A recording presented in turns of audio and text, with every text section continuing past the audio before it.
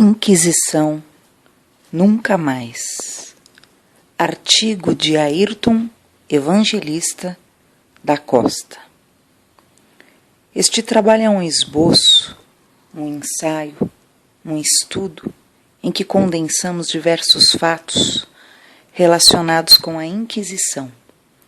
O assunto de tão vasto não se esgota nestas páginas.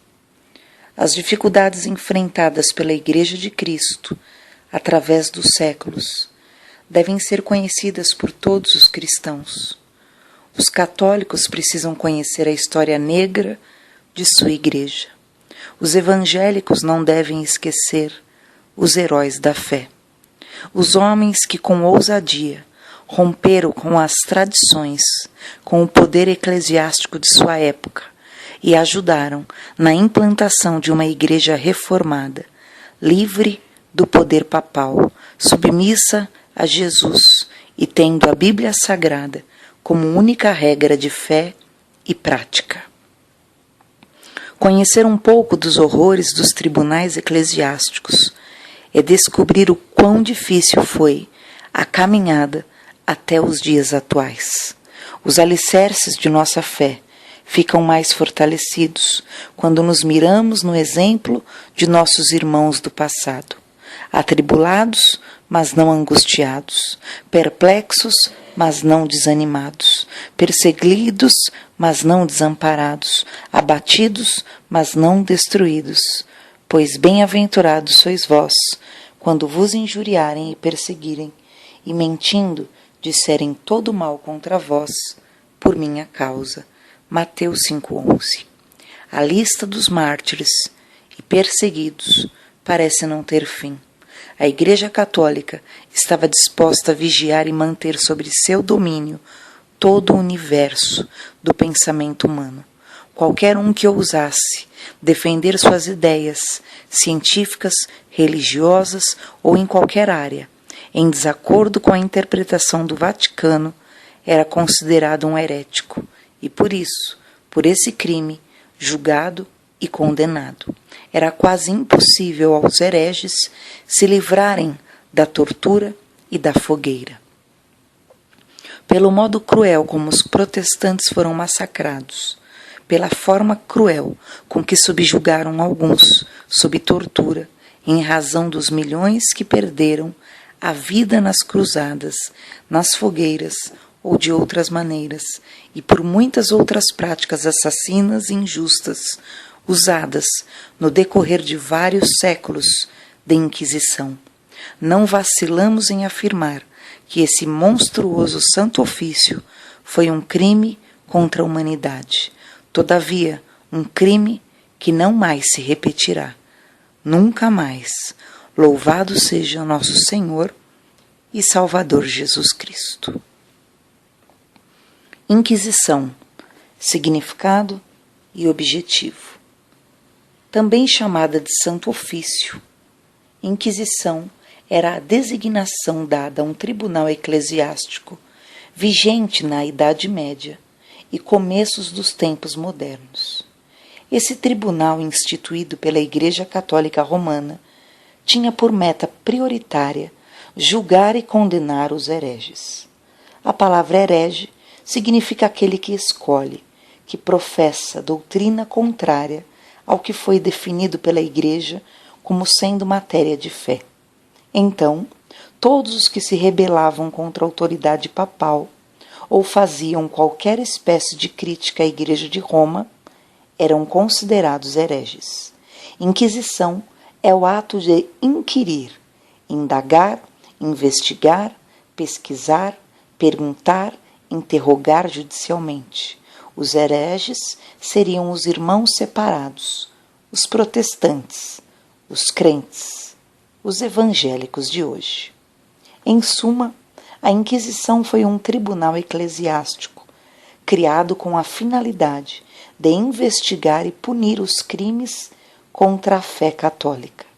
Da Enciclopédia Barça, volume 7, página 287 e 287, extraímos o seguinte: heresia, no sentido geral, é uma atitude, crença ou doutrina nascida de uma escolha pessoal em oposição a um sistema comumente aceito e acatado.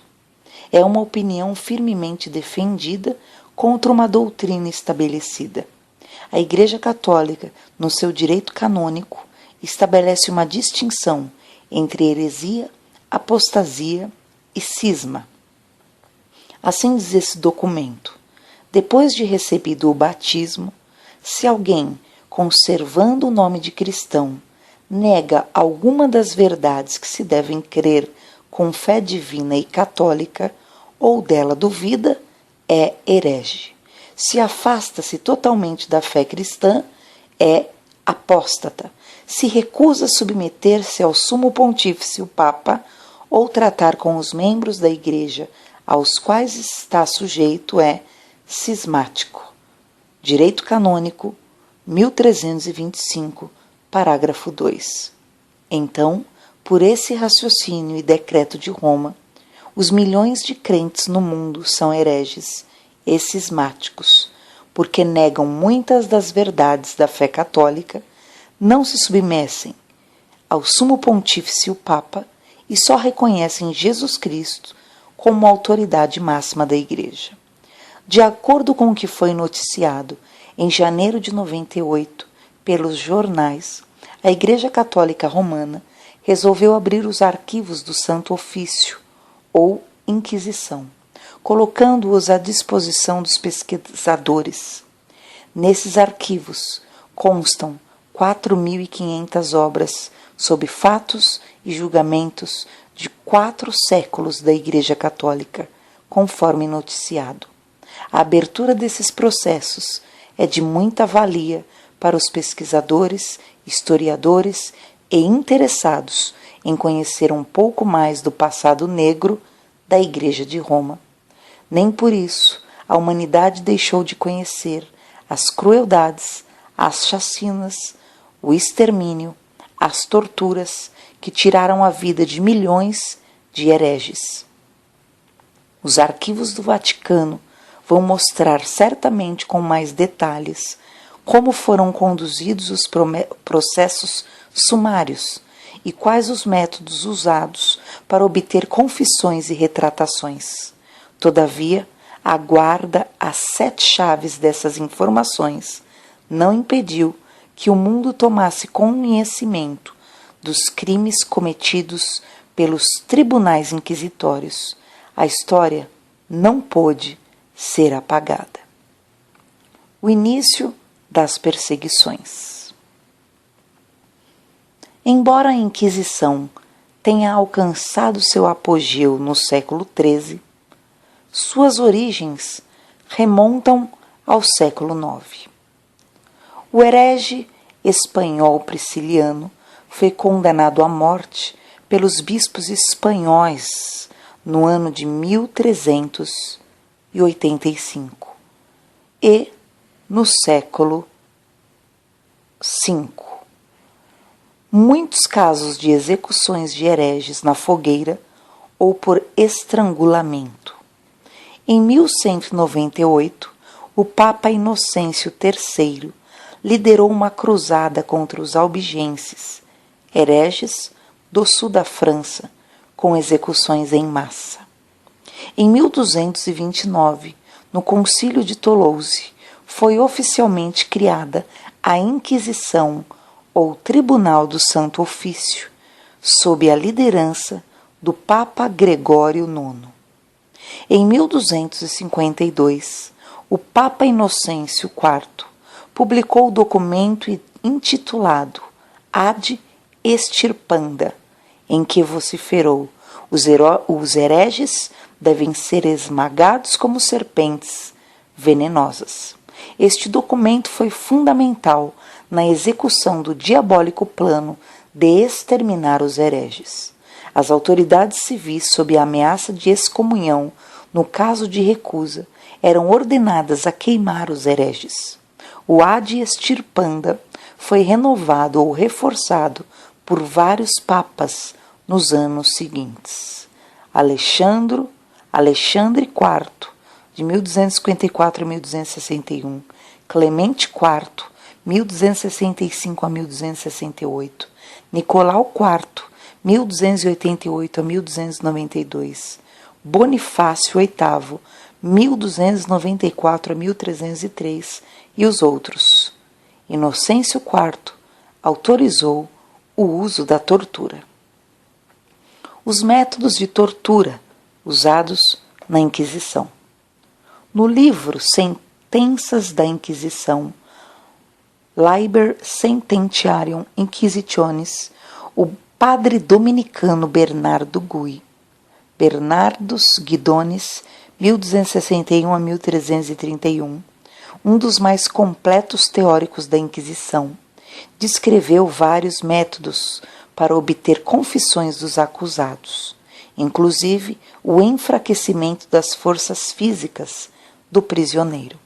Usava-se, dentre outros, os seguintes processos de tortura: a manjedoura, para deslocar as juntas do corpo, arrancar unhas, ferro em brasa sob várias partes do corpo, rolar o corpo sobre lâminas afiadas, uso das botas espanholas para esmagar as pernas e os pés, a virgem de ferro, um pequeno compartimento em forma humana aparelhado com facas que, ao ser fechado, dilacerava o corpo da vítima, suspensão violenta do corpo, amarrado pelos pés, provocando deslocamento das juntas, chumbo derretido no ouvido e na boca, arrancar os olhos, açoites com crueldade, forçar os hereges a pular de abismos para cima de paus pontiagudos, engolir pedaços do próprio corpo,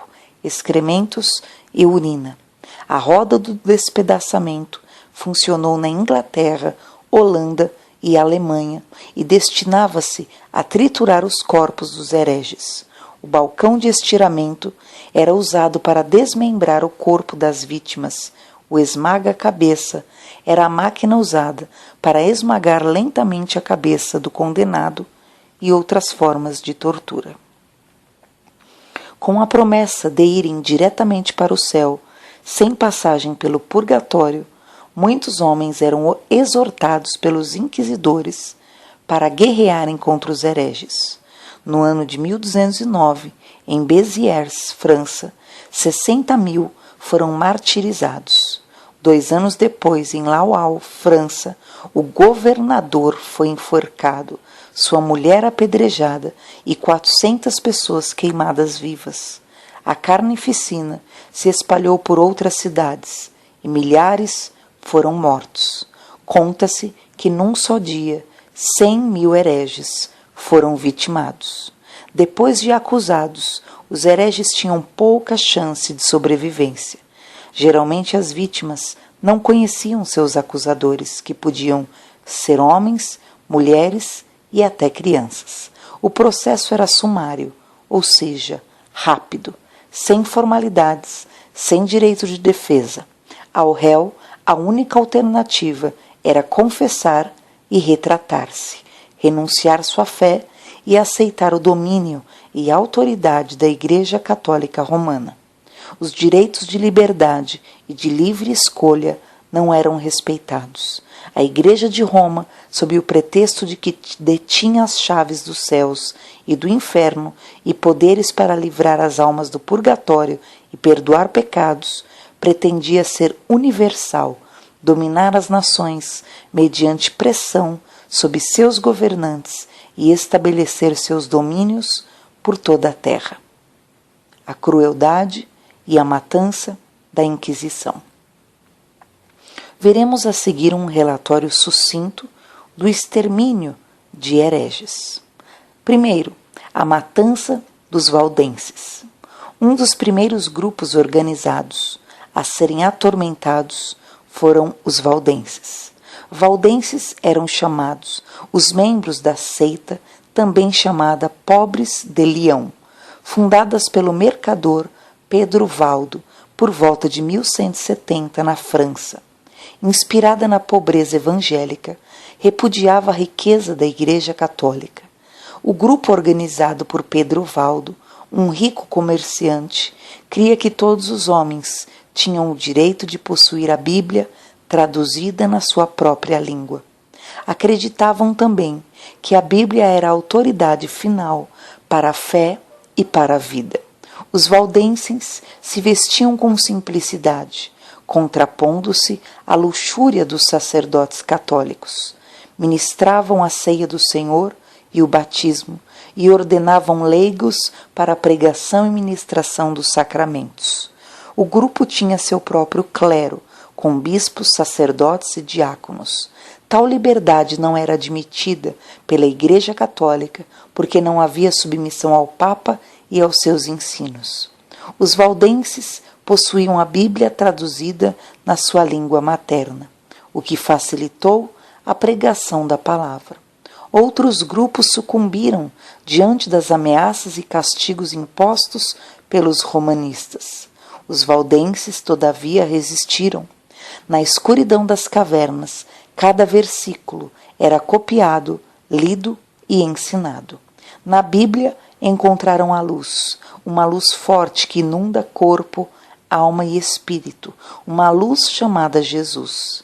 Os valdenses foram certamente os primeiros a se organizarem como igreja, formaram seu próprio clero e enviaram missionários para outras regiões na França e Itália, tudo com muito sacrifício e sob implacável perseguição. Essa liberdade de ação motivou os líderes romanos a adotarem medidas duras contra a seita. Uma bula papal classificou os valdenses como hereges e, como tal, condenados à morte.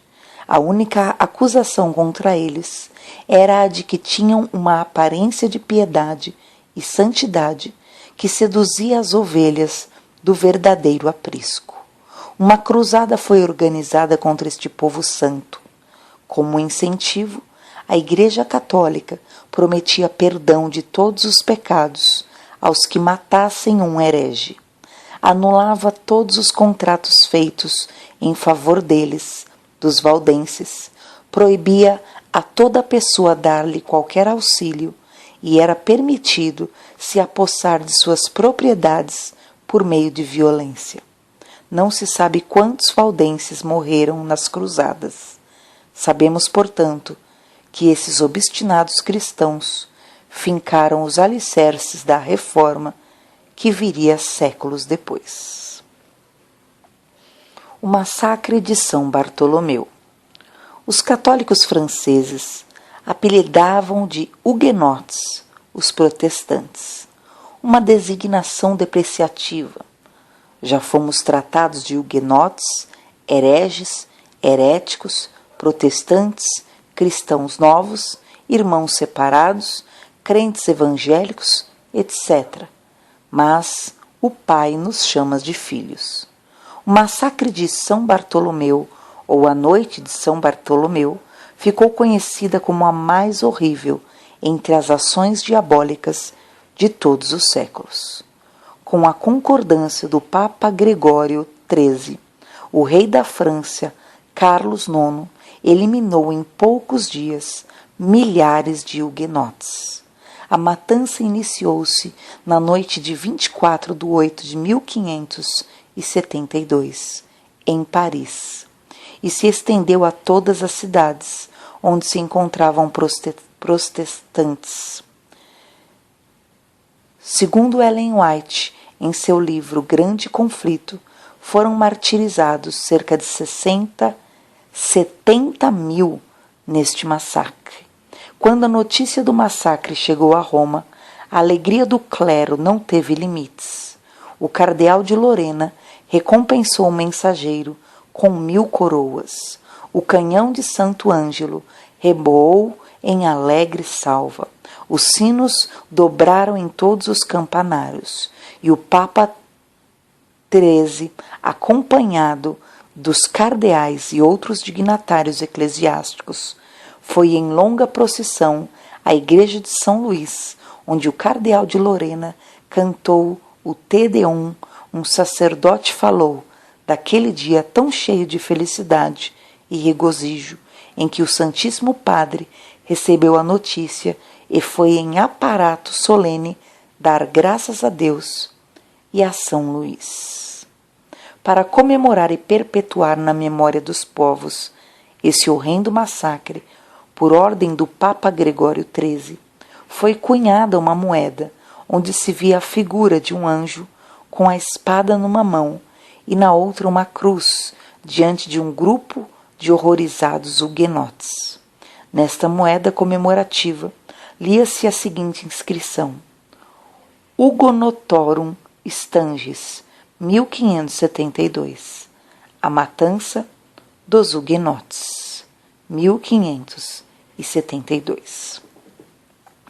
Em seu livro Os Piores Assassinos e Hereges da História, o historiador e pesquisador cearense Jeová Mendes, à página 238, assim registra a fatídica noite de São Bartolomeu.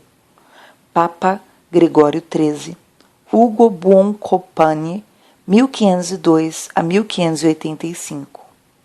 Em irreprimível ritmo acelerado, recrudescia o ódio contra os protestantes em rumo de um trágico desfecho. O cardeal de Lorena, com a aprovação e bênção pontífice de Gregório XIII, engendrou o mais horrível banho de sangue por motivos religiosos em toda a história da França ou de qualquer nação do mundo. Consumou-se o projeto assassino aos 24 de agosto de 1572, a inqualificável noite de São Bartolomeu, sendo nesse macabro festival de sangue morto o impetérrimo Coligny, mártir do Evangelho e honra de sua pátria, como troféu da bárbara carnificina. A cabeça de Coligny fora remetida ao Sumo Pontífice Gregório XIII. Maurício Malachiari, História dos Papas, volume 4, página 68. O massacre dos albigenses. Albigenses eram os nascidos na cidade de Albi, sul da França, em 1198, por iniciativa do Papa Inocêncio III. Foram instituídos os inquisidores da fé contra os albigenses. Esses franceses foram considerados hereges, porque seus ensinos doutrinários não se alinhavam com os da Igreja de Roma. O extermínio começou no ano de 1209 e se estendeu por 20 anos, quando milhares de albigenses pereceram. Fale-se em mais de 20.000 mortos, entre homens, mulheres e crianças. O massacre da Espanha.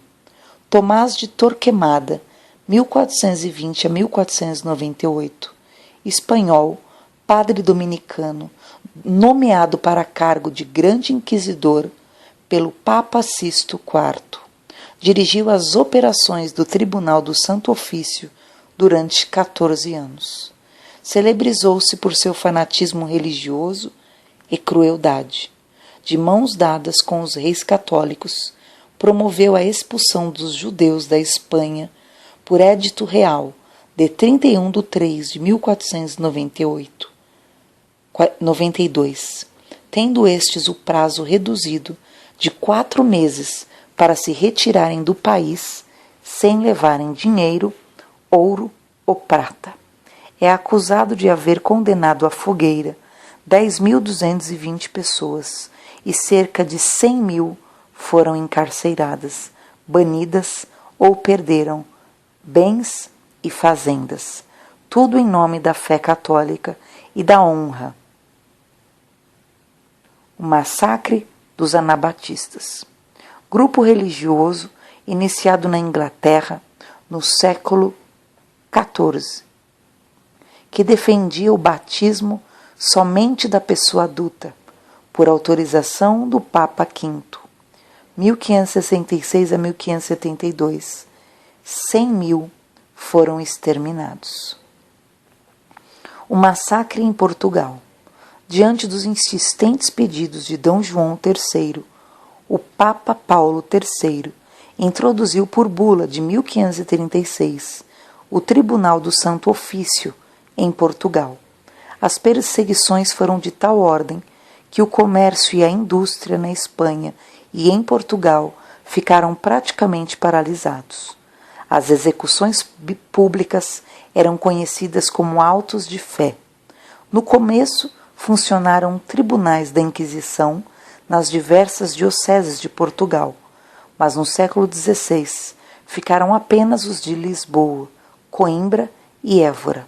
Depois somente o da capital do reino, presidido pelo Inquisidor-Geral.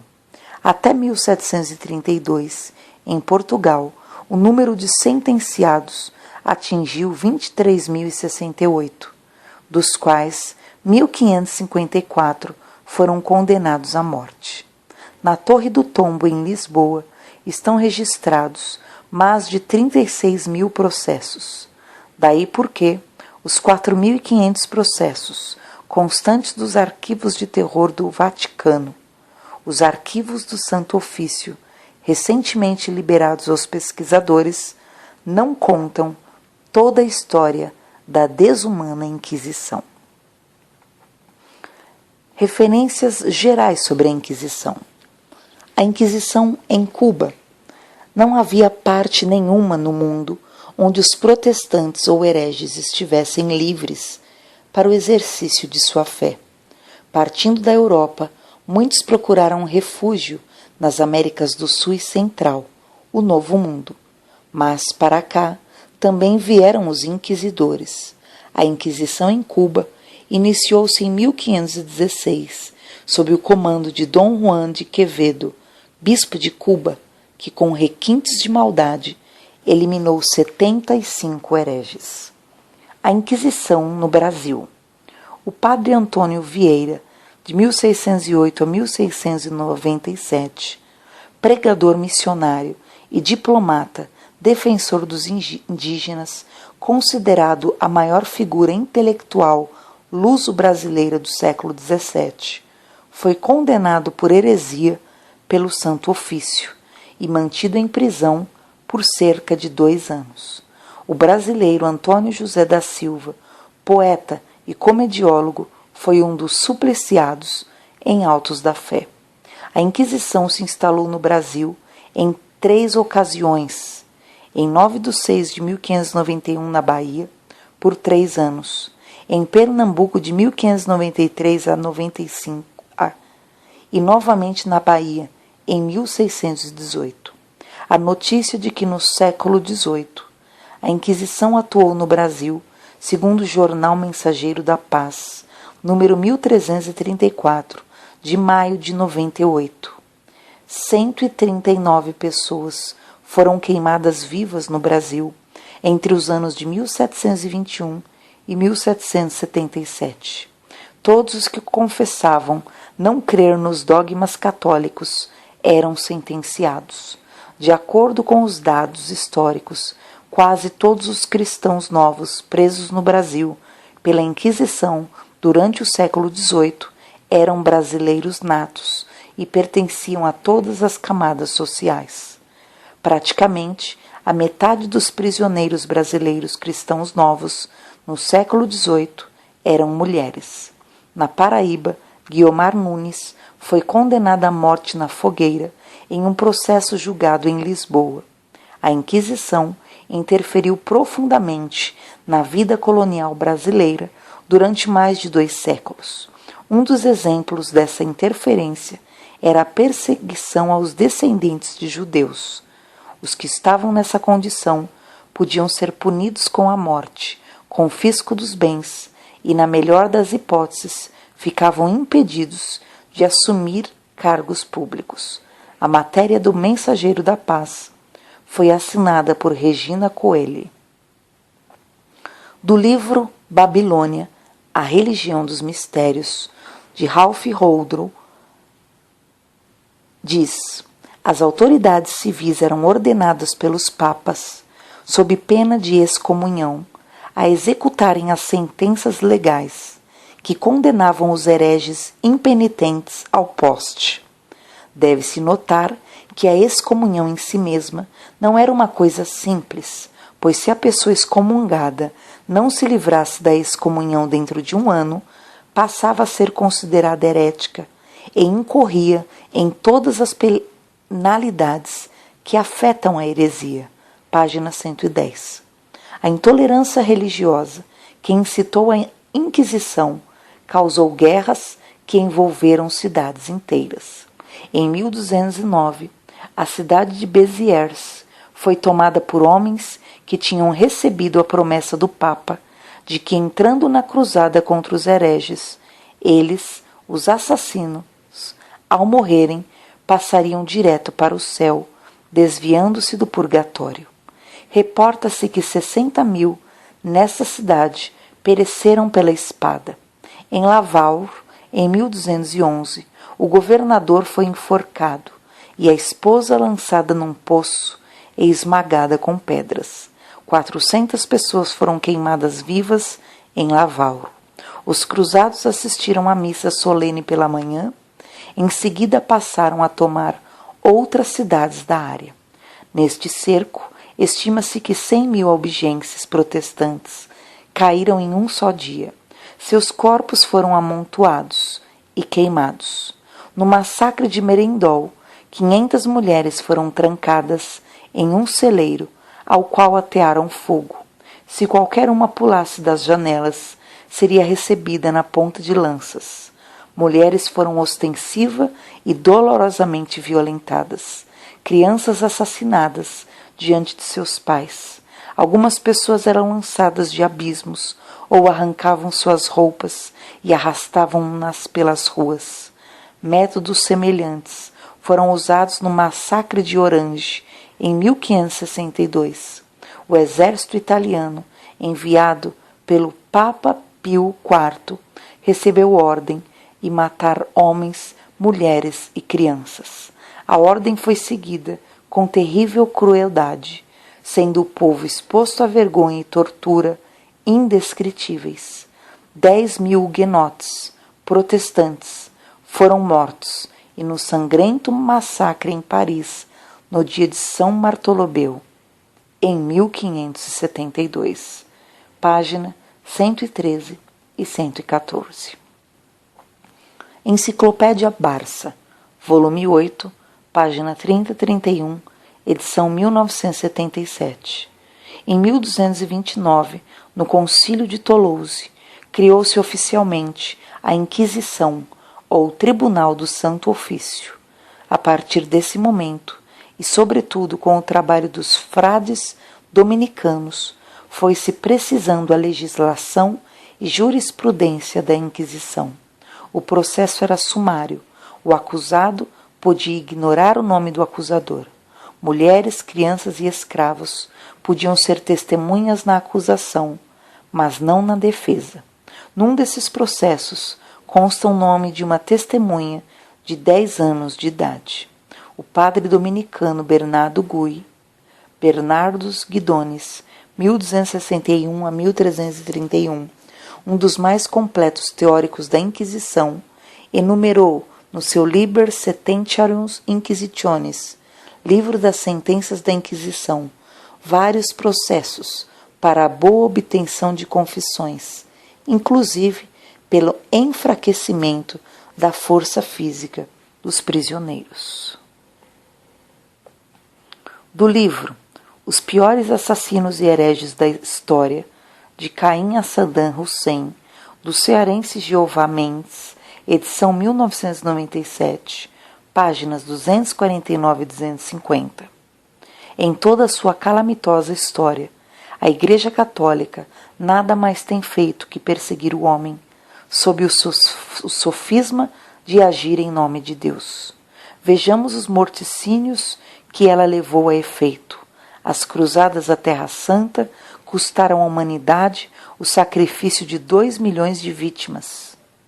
De Leão V a Clemente IX, papas, os sanguinários agentes do catolicismo que dominavam a França, a Holanda, a Alemanha, Flandes e a Inglaterra realizaram a tenebrosa São Bartolomeu, de que já falamos, degolando, massacrando, queimando mais de 2 milhões de fiéis a Cristo, enquanto a Companhia de Jesus, obra do abominável Inácio de Loyola, cometia as maiores atrocidades, chegando mesmo a envenenar o Papa Clemente XIV. O seu agente São Francisco Xavier, em missão no Japão, imolava cerca de 400.000 nipônicos. As cruzadas levadas a efeito entre os indígenas da América, segundo Las Casas, bispo espanhol e testemunho ocular de perseguição e autos da fé, sacrificaram 12 milhões de seres em holocausto à Igreja Católica.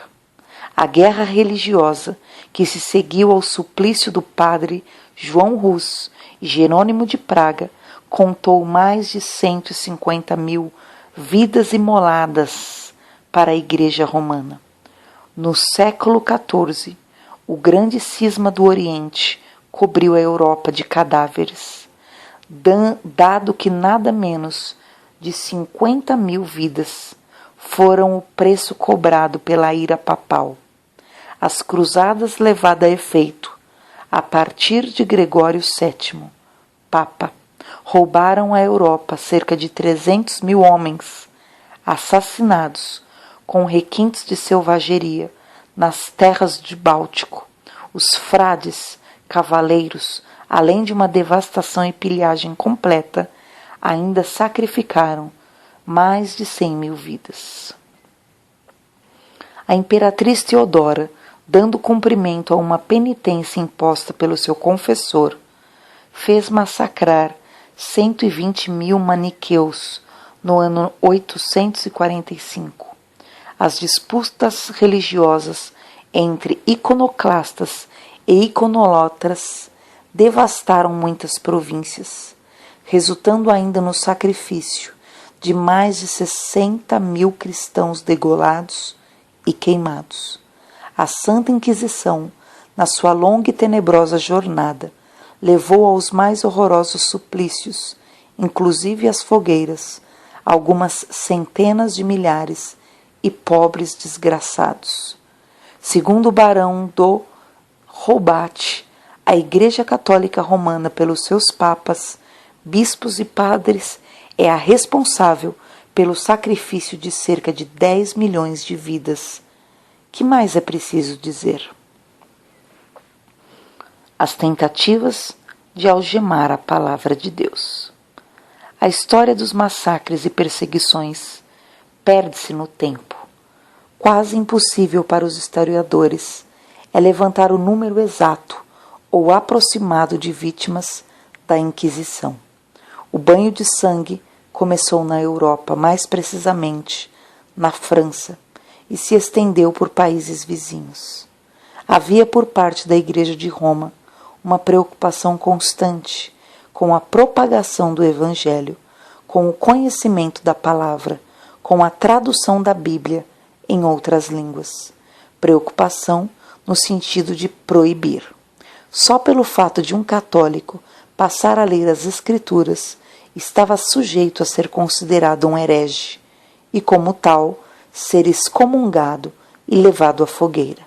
A Bíblia era, assim, considerada um obstáculo às pretensões da Igreja de Roma de colocar todos os povos sob seus domínios. Muitos meios foram usados para que a Bíblia ficasse restrita ao pequeno círculo dos sacerdotes, dos padres, dos bispos e dos papas. Dentre as medidas para conter o avanço da palavra de Deus estão as seguintes. Em 1229, o Concílio de Toulouse, França, o mesmo que criou a diabólica Inquisição, determinou: proibimos os leigos de possuírem o Velho e o Novo Testamento. Proibimos ainda mais severamente que estes livros sejam possuídos no vernáculo popular. As casas, os mais humildes lugares de esconderijo e mesmo os retiros subterrâneos de homens condenados por possuírem as Escrituras, devem ser inteiramente destruídos. Tais homens devem ser perseguidos e caçados nas florestas e cavernas, e qualquer que os abrigar será severamente punido. Concílio Tolosan, Papa Gregório IX, ano cristão de 1229. Canons 14, 2. Foi este mesmo concílio que decretou a cruzada contra os albigenses. Em Acts of Inquisition, Philippe van Limburg, History of the Inquisition, capítulo 8. Temos a seguinte declaração: conciliar. Essa peste, a Bíblia, assumiu tal extensão que algumas pessoas indicaram sacerdotes por si próprias, e mesmo alguns evangélicos que distorcem e destruíram a verdade do Evangelho e fizeram o Evangelho para seus próprios propósitos. Elas sabem que a pregação e explanação da Bíblia é absolutamente proibida aos membros leigos. No Concílio e Constança, em 1415, o santo Wycliffe, protestante, foi postumamente condenado como o pestilento canalha de abominável heresia que inventou uma nova tradução das Escrituras em sua língua materna. O Papa Pio IX, em sua encíclica Quanta Cura, em 8 de dezembro de 1866, emitiu uma lista de 8 erros sob 10 diferentes títulos. Sob o título 4, ele diz: socialismo, comunismo, sociedades clandestinas, sociedades bíblicas, pestes. Estas devem ser destruídas através de todos os meios possíveis. Em 1546, Roma decretou a tradição tem autoridade igual à da Bíblia. Esse dogma está em voga até hoje, até porque existe o dogma da infalibilidade papal. Ora, se os dogmas, bulas, decretos papais e resoluções outras possuem autoridade igual à da Sagrada Escritura, os católicos não precisam buscar verdades na palavra de Deus. O Papa Júlio III, preocupado com os rumos que a sua igreja estava tomando, ou seja, perdendo prestígio e poder diante do número cada vez maior de irmãos separados, ou cristãos novos, ou protestantes, apesar dos massacres, convocou 3 bispos dos mais sábios e lhes confiou a missão de estudarem com cuidado o problema e apresentarem as sugestões cabíveis. Ao final dos estudos, aqueles bispos apresentaram ao Papa um documento intitulado Direções concernentes aos métodos adequados a fortificar a Igreja de Roma. Tal documento está arquivado na Biblioteca Imperial de Paris, Fólio B, número 1088, volume 2, páginas 641 a 650. O trecho final desse ofício é o seguinte: finalmente, de todos os conselhos que bem nos pareceu dar a vossa santidade, deixamos para o fim o mais necessário. Nisto, vossa santidade deve pôr toda a atenção e cuidado de permitir o menos que seja possível a leitura do Evangelho, especialmente na língua vulgar, em todos os países sob vossa jurisdição. O pouco dele que se costuma ler na missa deve ser o suficiente. Mais do que isso, não deve ser permitido a ninguém. Enquanto os homens estiverem satisfeitos com esse pouco, os interesses de vossa santidade prosperarão, mas quando eles desejarem mais, tais interesses declinarão. Em suma, Aquele livro, a Bíblia, mais do que qualquer outro, tem levantado contra nós esses torvelinhos e tempestades, dos quais meramente escapamos de ser totalmente destruídos. De fato, se alguém o examinar cuidadosamente, logo descobrirá o desacordo e verá que a nossa doutrina é muitas vezes diferente da doutrina bíblica e em outras até contrária a ela. O que, se o povo souber, não deixará de clamar contra nós, e seremos objetos de escárnio e ódio geral. Portanto, é necessário tirar este livro das vistas do povo, mas com grande cuidado, tirar a Bíblia para não provocar tumultos.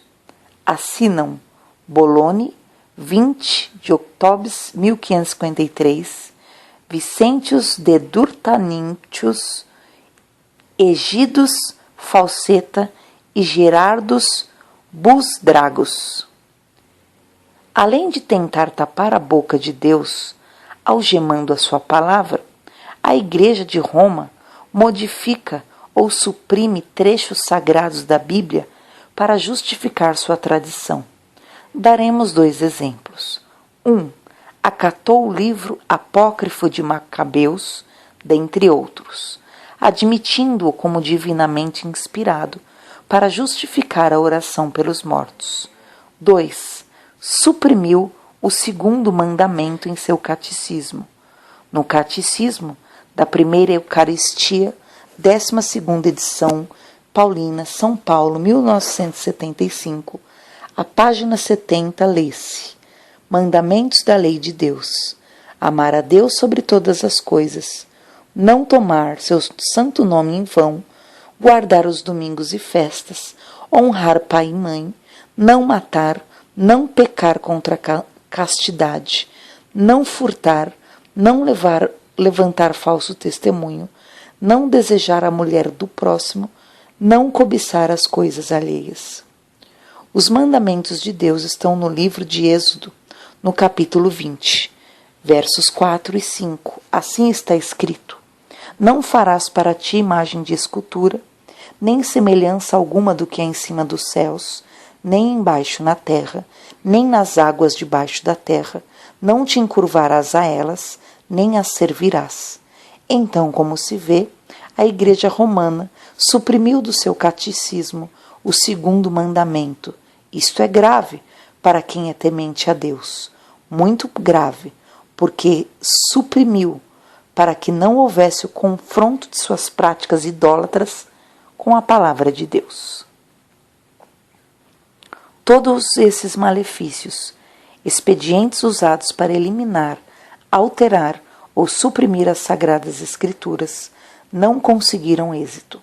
A Bíblia é o livro mais vendido e mais lido em todo o mundo, e está traduzido para quase 2.000 línguas e dialetos.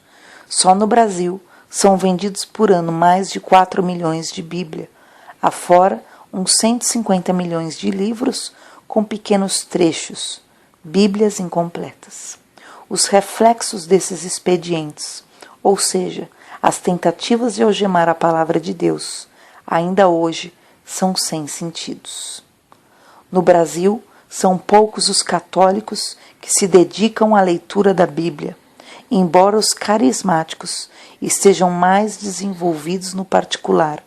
Regra geral, se contentam com o pouco que lhes são oferecidos na missa, e enquanto se contentam com esse povo, como sugeriram aqueles bispos ao Papa, item 5, continuam errando. Errais, não conhecendo as Escrituras, nem o poder de Deus. Mateus 22, 29. O sangue dos mártires. Não se pode separar a Inquisição da Reforma, uma vez que as perseguições e com elas os inquisidores surgiram em decorrência do protesto, advindo daí a alcunha de protestantes, de homens inconformados com as doutrinas e práticas da Igreja Romana, cada vez mais se distanciando do Evangelho de Jesus Cristo. Wycliffe, John Hus, Jerônimo e Lutero não se calaram diante da luxúria, da venda de indulgências, do jogo de interesses e do baixo nível moral do clero romano. Esses reformadores desejavam, em suma, criar condições favoráveis a que a Igreja Católica Romana corrigisse seus erros. Apresentavam a Bíblia como única regra de fé e prática, Jesus como único sumo sacerdote. Defendiam a liberdade de a Bíblia ser traduzida na língua de cada povo, de ser lida e interpretada por qualquer cristão. Combatiam a submissão dos governantes aos papas e a expoliação do povo através de cobrança de impostos para os cofres de Roma. Pelo pagamento de dinheiro à Igreja, o povo poderia livrar-se do pecado e igualmente libertar as almas de amigos falecidos que estivessem confinadas às chamas atormentadoras. Por esses meios, Roma encheu os cofres e sustentou a magnificência, luxo e vícios dos pretensos representantes daquele que não tinha onde reclinar a cabeça. Em vez de considerar os protestos e analisá-los à luz da palavra de Deus e proceder às mudanças internas cabíveis, Roma preferiu partir para o ataque. Criou a Inquisição para exterminar os protestantes, proibiu a leitura da Bíblia e sua tradução em outras línguas. Classificou de heresia qualquer ensino ou crença contrários à fé católica. Sentenciou, torturou, degolou, exterminou, excomungou, massacrou um número incalculável de servos de Deus. Então, vos hão de entregar para seres atormentados e matar-vos-ão, e sereis odiados de todas as gentes, por causa do meu nome, disse Jesus em Mateus 24:9. Muitos pagaram com a vida pelo desejo de reformar. Alcançaram a vitória porque resolveram enfrentar a poderosa Igreja de Roma, os inquisidores, a fogueira, a excomunhão e toda espécie de vexames. Enfrentaram acusações e ameaças, mas não dobraram seus joelhos diante dos papas. Vejamos alguns exemplos. John Wycliffe, de 1320 a 1384. Wycliffe, teólogo inglês, precursor da Reforma, pregava uma igreja sem a direção papal. Era adversário das indulgências e combatia o excesso de bens materiais dos clérigos. Foi doutor de teologia, advogado eclesiástico a serviço da coroa e tornou-se reitor de Lutherworth em 1374. Sua maior obra, contudo, foi a tradução das Escrituras para o inglês. A partir daí, a palavra de Deus se fez conhecida na Inglaterra. Ousado e destemido, Wycliffe atacou de forma brilhante o clero romano, acusando-o de explorar o povo e os governantes com a venda de indulgências, de criar clima de tensão e horror ao ameaçar os fiéis com excomunhão, de tentar conter a propagação da palavra ao proibir a leitura da Bíblia e a sua tradução para línguas conhecidas do povo.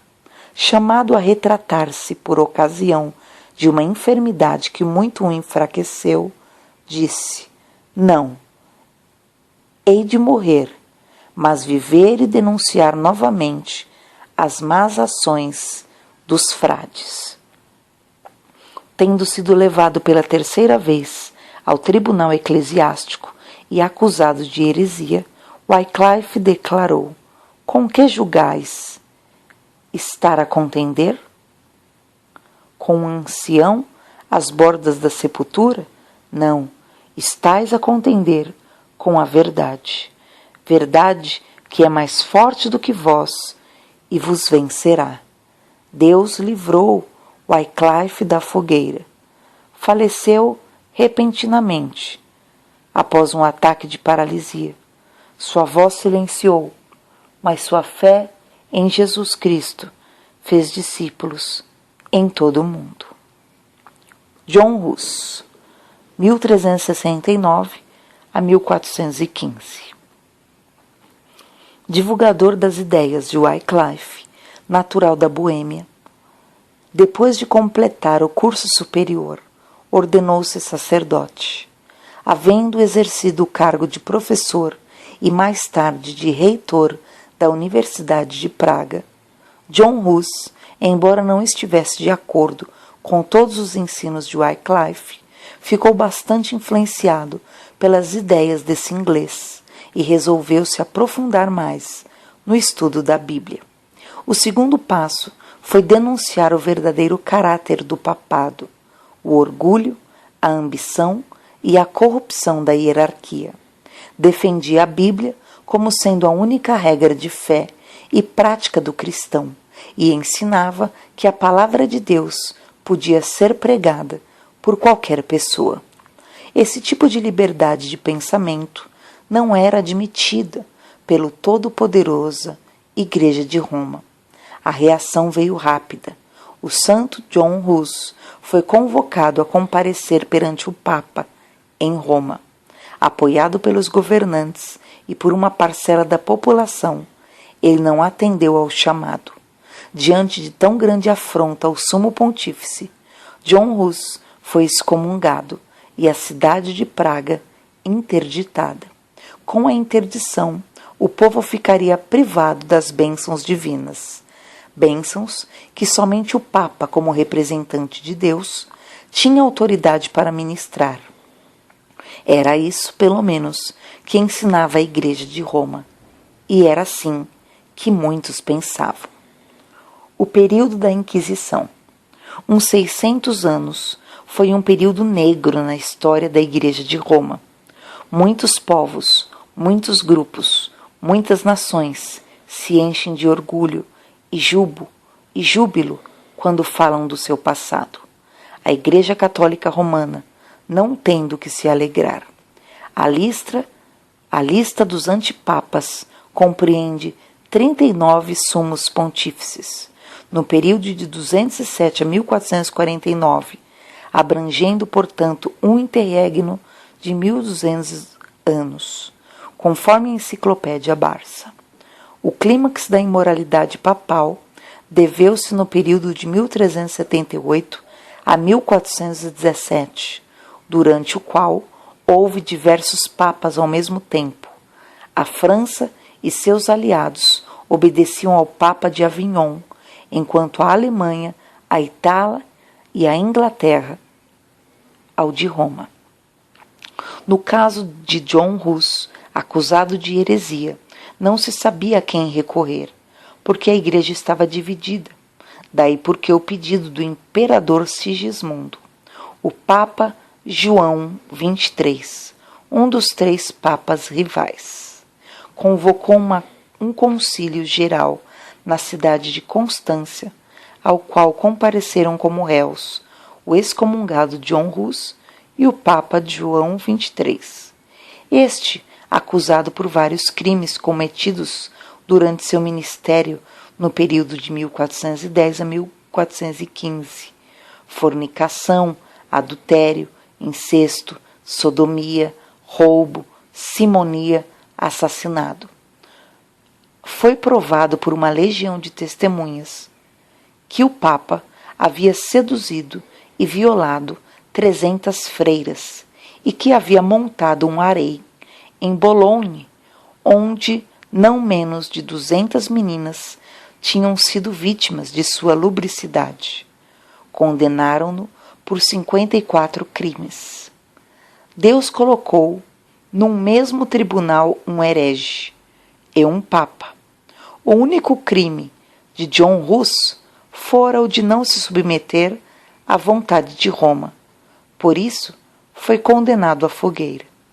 Antes da fogueira, John Hus foi preso e lançado numa masmorra.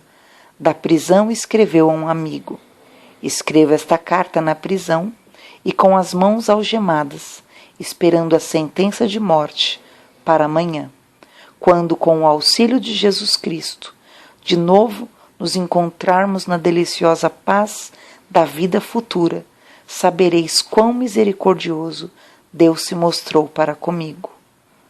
Quão eficazmente me sustentou em meio de tentações e provas. Em outra carta disse que a glória de Deus e a salvação das almas ocupem a tua mente, e não a posse de benefícios e bens. Acautela-te de adornar tua casa mais do que a tua alma, e, acima de tudo, dá teu cuidado ao edifício espiritual. Sê piedoso e humilde para com os pobres, e não consumas haveres em festas. Antes de ser levado ao local da execução, deu-se a cerimônia da degradação. As vestes sacerdotais de John Hus foram arrancadas, e sobre sua cabeça colocaram uma carapuça de papel com a inscrição Arque Herege. Com muito prazer, disse Hus, levarei sobre a cabeça esta coroa de vergonha por teu amor a Jesus, que por mim levaste uma coroa de espinhos. Invoco a Deus para testemunhar que tudo que escrevi e preguei foi dito com o fim de livrar almas do pecado e perdição. E, portanto, muito alegremente confirmarei com meu sangue a verdade que escrevi e preguei. As chamas começaram a tomar conta do seu corpo. John Hus orou várias vezes até a perder a voz. Jesus, filho de Davi, tem misericórdia de mim. O martírio de John Hus se deu em 6 de julho de 1415, no mesmo dia de sua condenação. Naquele mesmo dia, John Hus se encontrou com Jesus no paraíso. Jerônimo de Praga, 1360 a 1416. São Jerônimo, embora consciente do risco que corria, apresentou-se ao Concílio de Constança, sudoeste da Alemanha, ano de 1414, para defender os ensinos do seu amigo John Hus e dar testemunho de sua fé. Logo após haver confirmado suas ideias heréticas, conforme a Igreja Católica, foi encarcerado numa masmorra, alimentado a pão e água.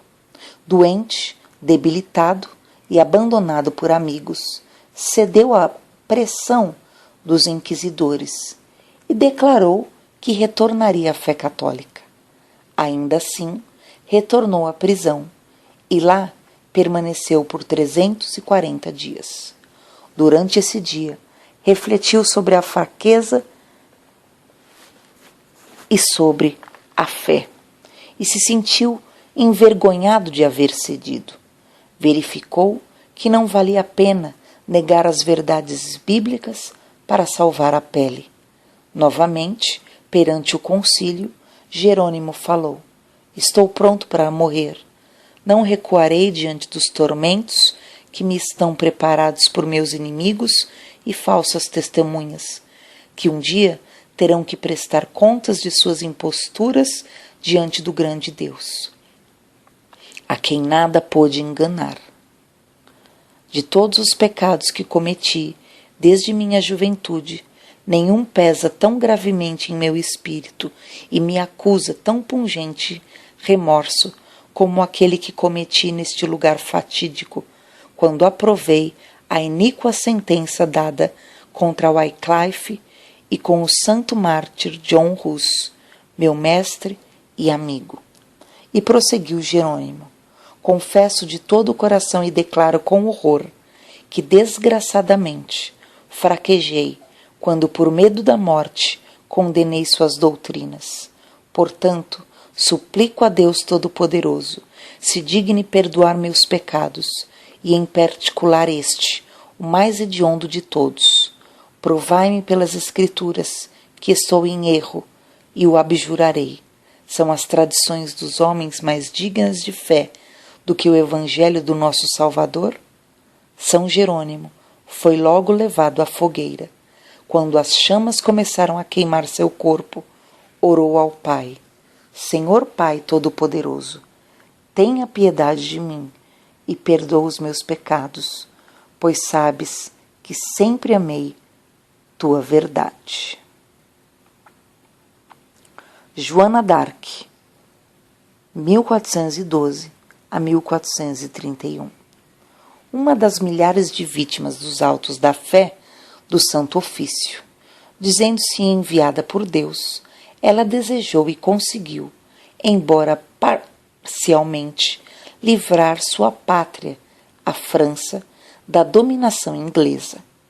A heroína da França não se livrou das mãos dos inquisidores.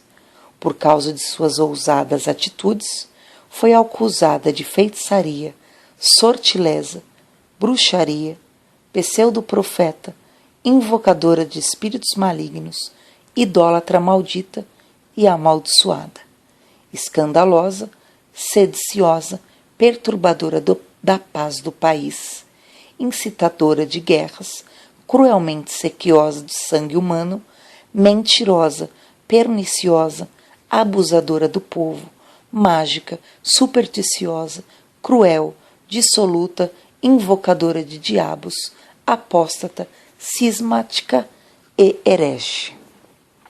Joana d'Arc, vítima de uma traição, é feita prisioneira e entregue ao Tribunal da Inquisição para julgamento espiritual. O inquérito é comandado pelo bispo Messire, Pierre Cauchon, bispo de Beauvais, a quem coube intermediar o resgate da donzela por 10.000 escudos franceses, a fim de ser entregue ao vigário-geral da Inquisição da Fé no Reino da França. A alegação era de que, por ela, Deus tinha sido ofendido sem medida, a fé excessivamente afrontada e a Igreja desonrada. O Tribunal da Inquisição funcionava assim: se o réu reconhecesse a culpa, a esperança de ser reconduzido ao rebanho de Deus e será condenado à prisão perpétua. Se não se retrata, será torturado uma vez. Como a tortura não podia ser renovada, era apenas interrompida no caso de desmaio. A nova sessão da tortura seria uma continuação e não uma nova tortura. Lembremos que o emprego da tortura foi permitido pelo Papa Inocêncio III.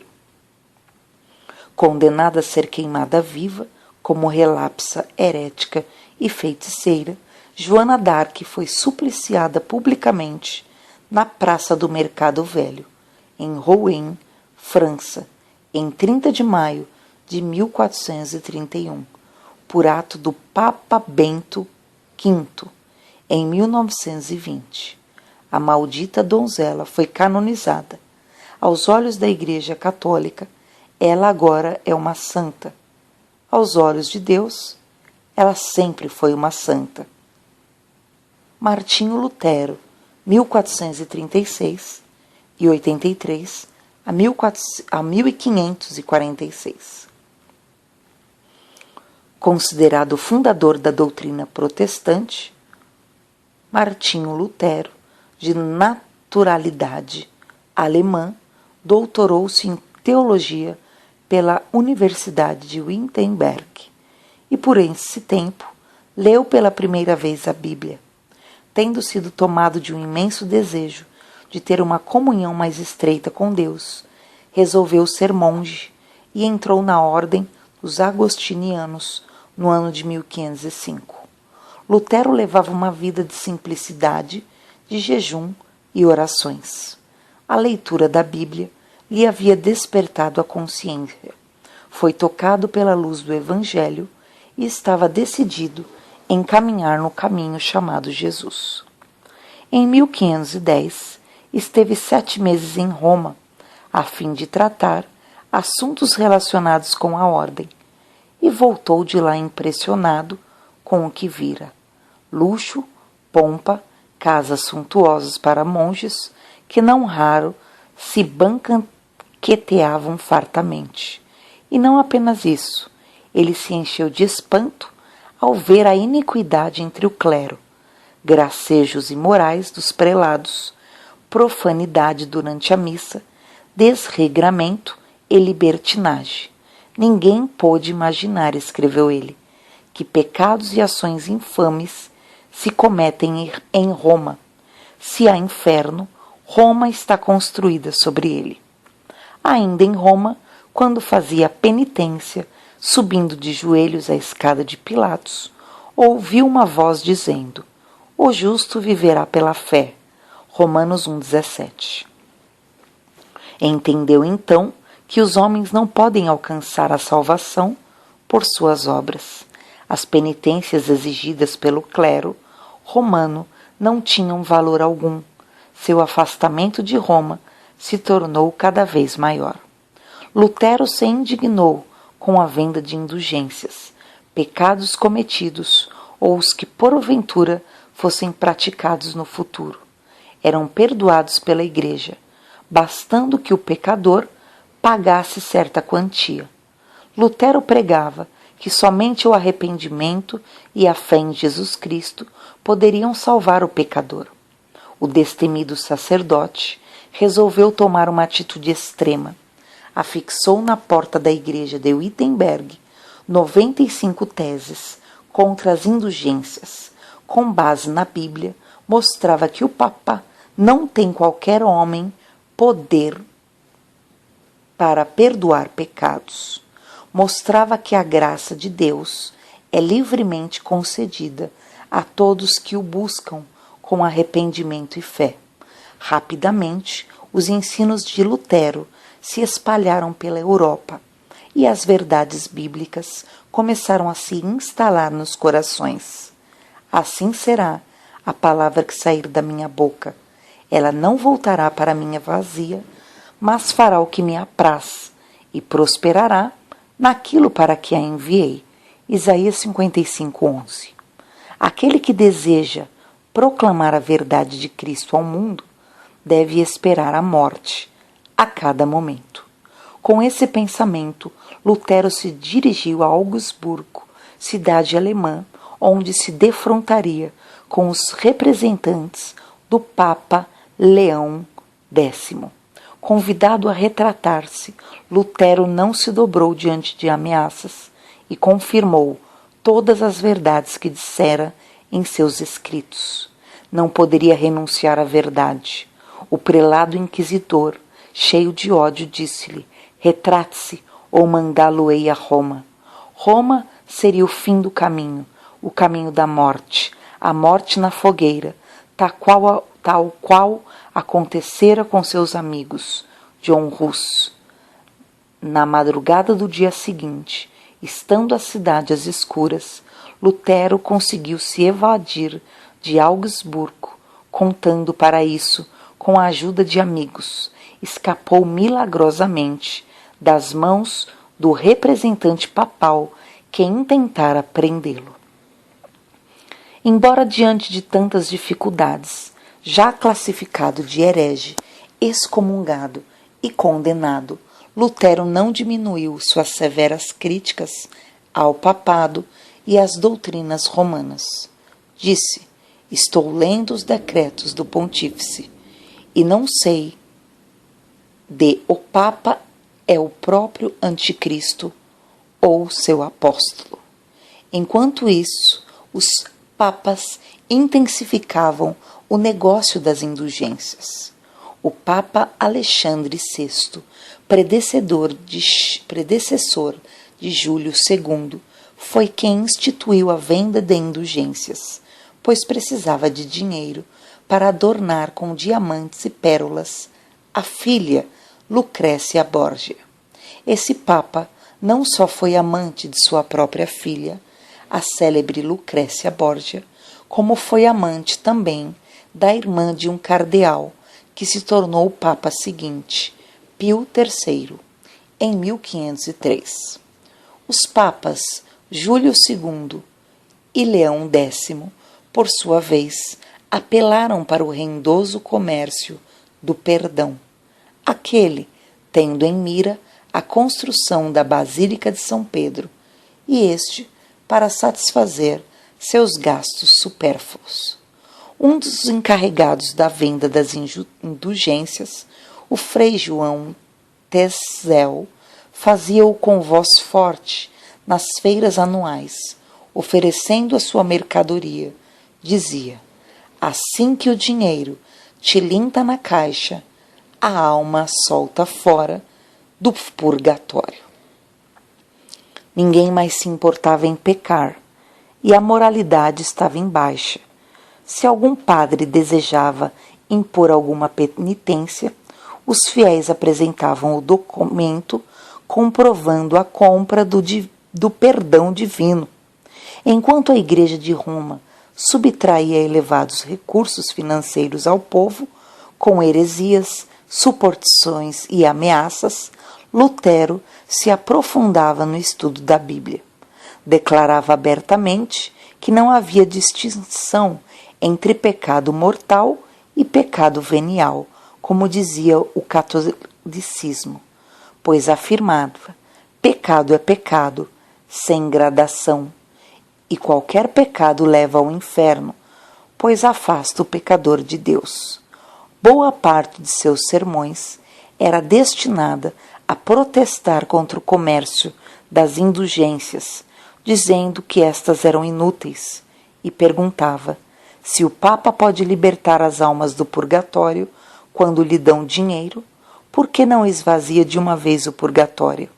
Abrimos aqui um parênteses para perguntar se as missas de sétimo dia podem livrar as almas do purgatório. Por que não se faz uma única missa, uma missão em favor de todas as almas e as livras de uma só vez do fogo purificador? Martinho Lutero continuou derrubando uma a uma com a palavra as doutrinas romanas. A um enviado do Papa Leão X, que lhe propôs uma reconciliação e alegou como argumento a autoridade do Papa, Lutero respondeu com firmeza: só na Bíblia e não no Papa reside a autoridade. E continuou: o próprio Cristo é o chefe da Igreja e não o Papa. Não lhe é permitido estabelecer um artigo de fé sem base bíblica. O Papa é soberano, legítimo, não com direito divino, mas humano.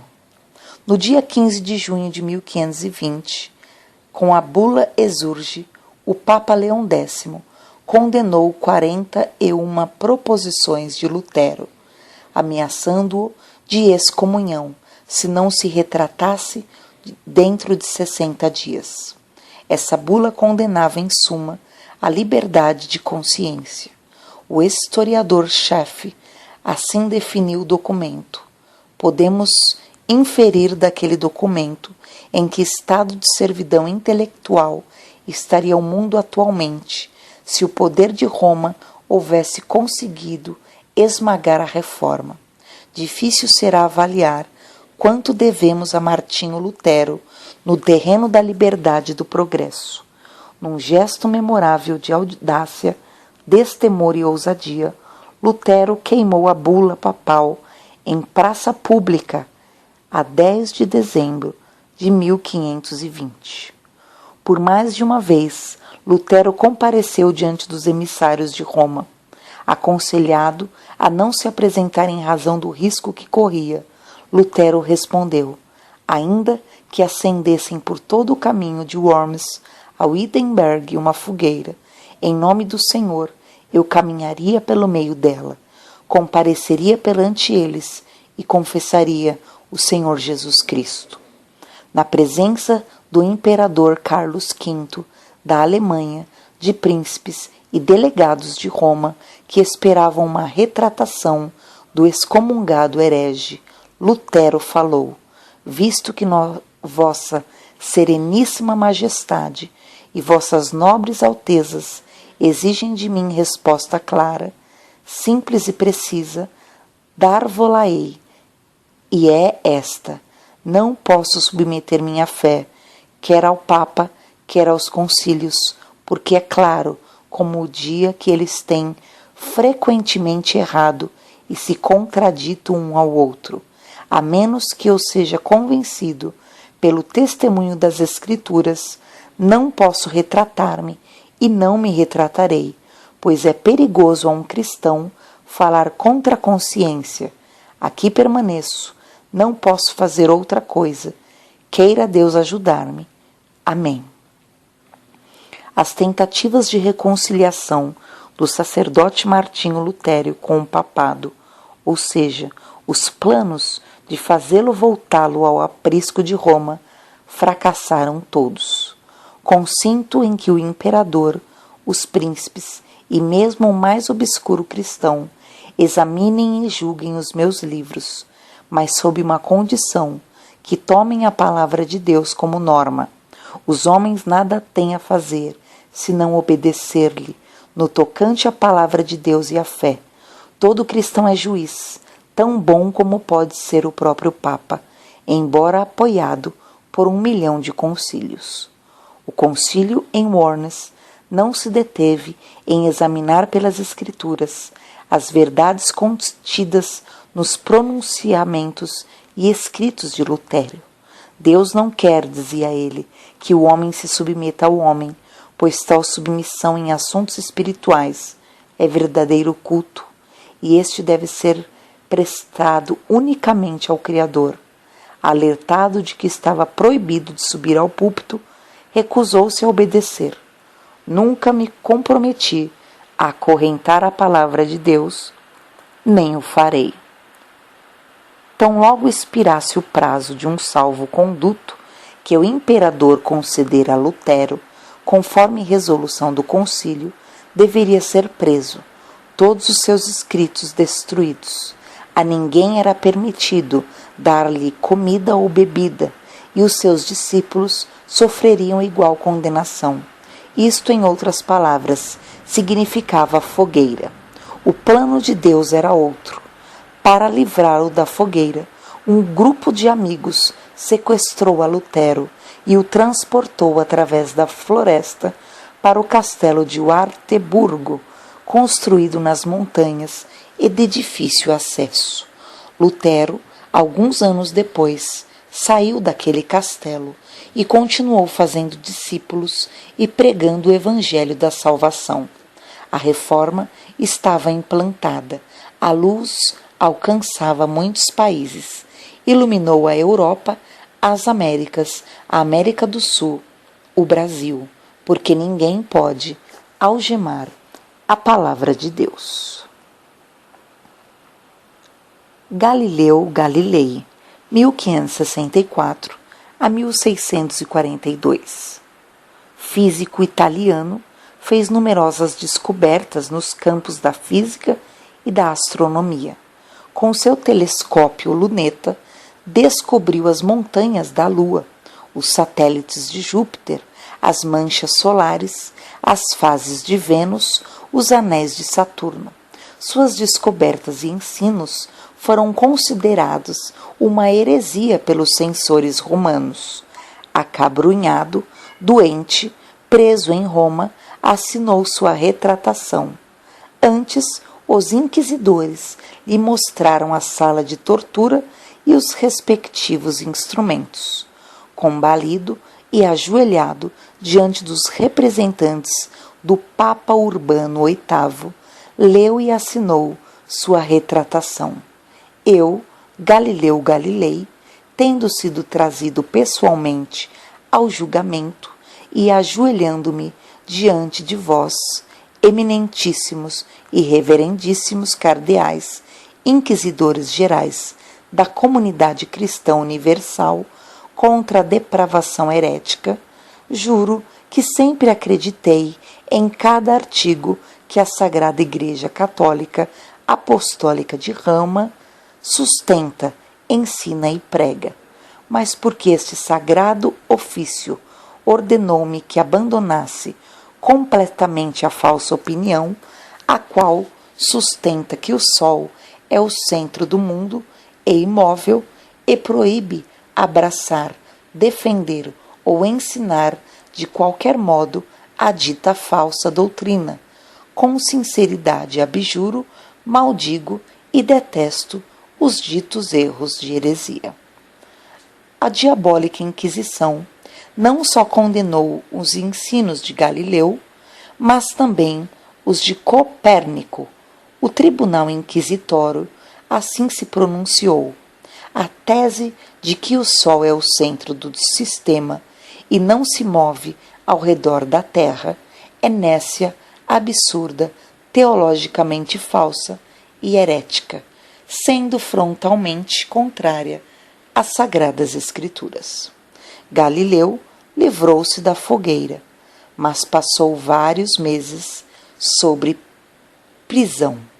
Muito doente e cego, veio a falecer no dia 8 de janeiro de 1642, e a Igreja de Roma acabava de escrever mais um capítulo de terror em sua história. Em janeiro de 1998, o Papa João Paulo II formalizou o tardio pedido de perdão ao notável astrônomo Galileu. Podemos imaginar quão constrangedor para esse notável homem foi ajoelhar-se diante de uma corte devassa e negar anos e anos de estudo e observação. Dizem que Galileu, antes de morrer, balbuciou: a Terra, por si, se move. Mártires anônimos: Wycliffe, John Hus, Jerônimo e Lutero foram citados apenas como exemplo. O caminho da fogueira foi trilhado por milhares e milhares de mártires anônimos, gente simples, discípulos fervorosos, pessoas indefesas e pobres, homens, mulheres, jovens, velhos e crianças, vítimas da sanha assassina dos representantes da poderosa Igreja Católica Romana, que, aliada ao poder das armas, teve a pretensão de ser universal e de impor suas doutrinas aos seus súditos. Mártires anônimos foram os albigenses e os valdenses. Mártir quase desconhecido foi Luís de Berquim, que, apaixonado pelo Evangelho, foi estrangulado e queimado em 1529, sem tempo para dar uma última palavra. Mártires anônimos foram muitos franceses, queimados vivos com requintes de crueldade, sem direito à defesa. A todos esses homens de fé e de coragem, baluartes da defesa das Sagradas Escrituras como única fonte de autoridade, a eles nossa homenagem, nossa gratidão, nossa admiração pelo que fizeram em prol de um cristianismo livre de heresias, de idolatria e de práticas pagãs. Recuso-me a chamar a Inquisição de Santo Ofício ou de Santa Inquisição. Seria santa se inspirada por Deus ou a seu serviço. Não foi de inspiração divina, porque Deus é amor. Deus não gera o ódio nos corações dos homens. Ele não é a fonte do mal.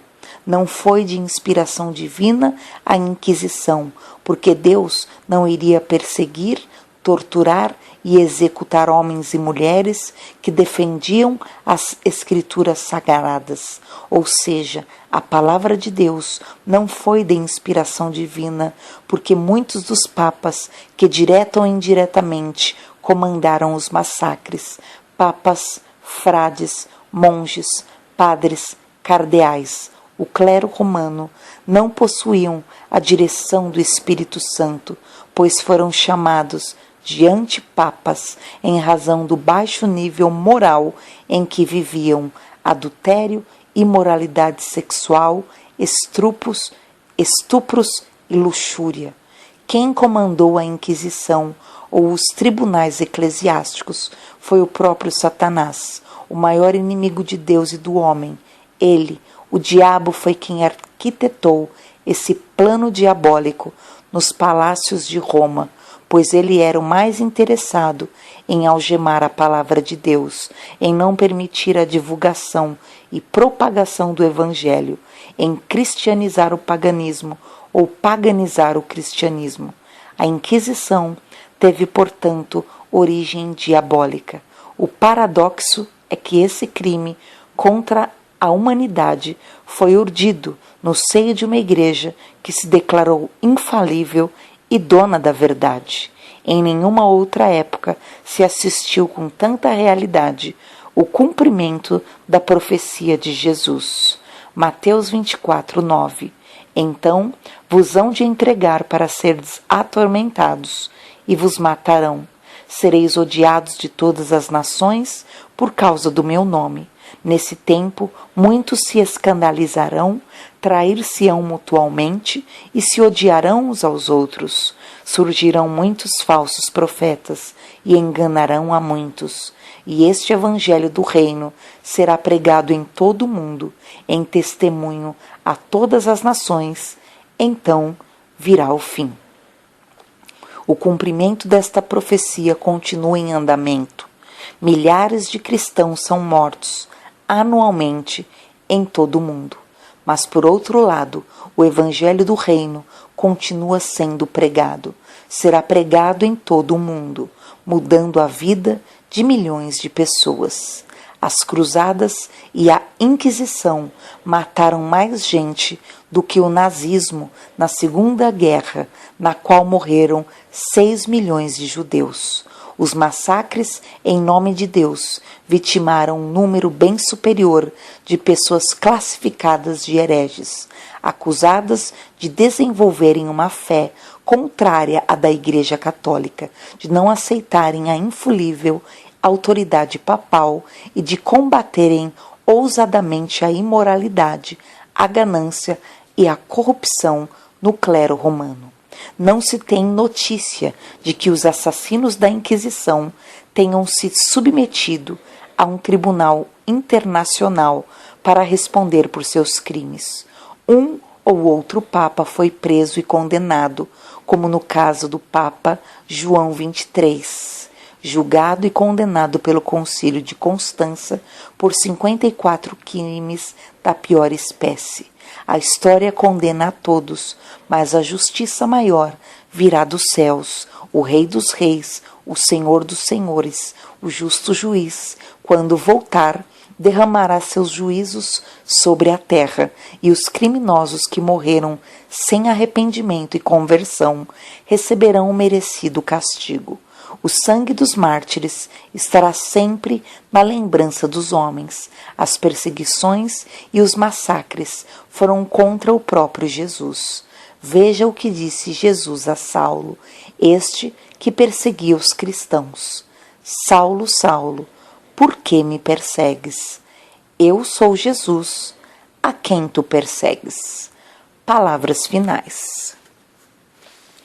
O que relatamos neste estudo representa apenas uma pequena parcela do que foi realmente a diabólica Inquisição e o que ela representa de negativo para toda a humanidade. Os representantes papais nunca agiam sozinhos. A Igreja Católica estava atrelada de tal forma aos imperadores, reis e governos que, por vezes, não se sabia o que pesava mais num massacre, se o motivo religioso em que Roma defendia seus altos interesses ou o político, sob manobra dos governantes.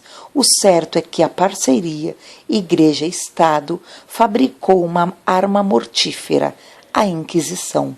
O sanguinário Hitler tentou purificar a raça ariana, executando o povo judeu. Os sanguinários inquisidores tentaram purificar a fé católica, matando os hereges. Uma pergunta que devemos fazer é a seguinte: a Igreja Católica, Apostólica e Romana foi realmente guiada desde sua instituição pelo Espírito Santo? Se a resposta for negativa, então a criação da Inquisição está plenamente justificada. Se positiva, a resposta, isto é, se aceitarmos a versão de que o Espírito de Deus guiou essa igreja desde o seu nascedouro, teremos que fazer outra indagação. O Espírito Santo não escolhe homens sanguinários para dirigir a Igreja de Cristo. O Espírito Santo não erra. Quando lemos o livro de Atos, deparamo-nos com o Senhor Jesus orientando, exortando e guiando sua igreja e até comissionando obreiros. Assim, em muitas ocasiões, o Espírito de Deus conduziu os destinos da Igreja de Cristo.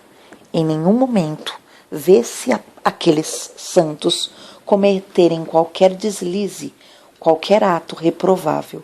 Não alimentavam o desejo de exterminar as pessoas que não aceitavam o Evangelho ou não se convertiam.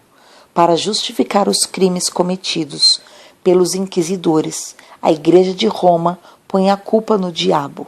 O Espírito Santo permitiu que forças demoníacas se instalassem na sede dessa igreja em Roma, donde saíram as bulas e decretos papais, autorizando os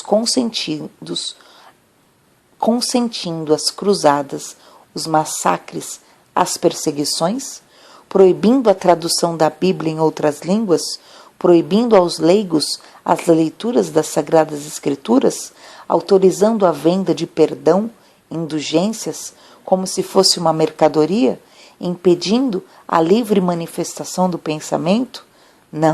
Não foi o Espírito de Deus que comandou essa carnificina chamada Inquisição. Quem armou essa trama foi o mesmo Espírito que enganou Eva, o mesmo que tentou Jesus no deserto, o mesmo que encarnou em Hitler. Foi ele mesmo, o diabo, que assumiu o comando em Roma e dirigiu o banho de sangue na Europa e em outras partes do mundo. A Igreja Católica perdeu uma das melhores oportunidades de sua história de voltar-se à palavra de Deus, remover os empecilhos, rever suas doutrinas, ouvir os reformadores, humilhar-se, arrepender-se e suplicar a misericórdia do Senhor. Somente assim a influência maligna seria contida. Por mais que desejemos fazer reflexões com serenidade, não conseguimos conter nossa perplexidade diante de tantos desatinos promovidos por homens que se diziam vigários de Cristo e infalíveis. Os crimes cometidos em nome da fé católica, quer nas cruzadas, quer nos tribunais de inquisições, são crimes inqualificáveis, crimes contra a humanidade e, como tal, devem ser lembrados por todos os séculos. Jesus afirmou que as portas do inferno não prevalecerão contra a sua igreja. Não prevaleceram. A Igreja de Cristo, que parecia aterrada diante do poder de Roma, saiu-se vitoriosa. As muralhas de Jericó foram derrubadas. De nada valeram as perseguições, as humilhações e a matança. A luz do Evangelho se espalhou pelo mundo. Não houve como impedir a propagação do Evangelho do nosso Salvador. Mais uma vez, o inimigo foi derrotado.